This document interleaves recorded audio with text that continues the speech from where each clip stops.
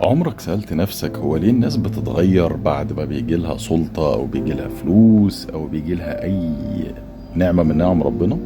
أنا هقول لك دلوقتي.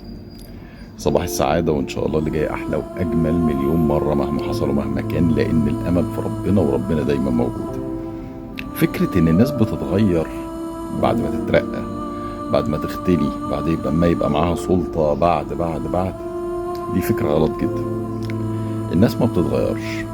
النعمة اللي بتجيلك دي ما هي إلا عبارة عن بنزين أو بطارية، أو تقدر تقول طاقة بتزود وبتظهر شخصية البني آدم الحقيقية.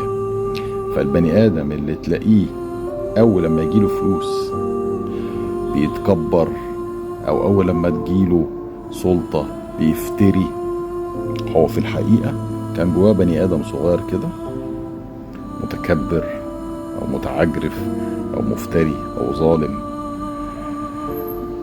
بينما الناس اللي هي فعلا نظيفة من جوه، أول لما بتجيلها نعمة من ربنا بتكبر الشخصية الكويسة اللي جواه.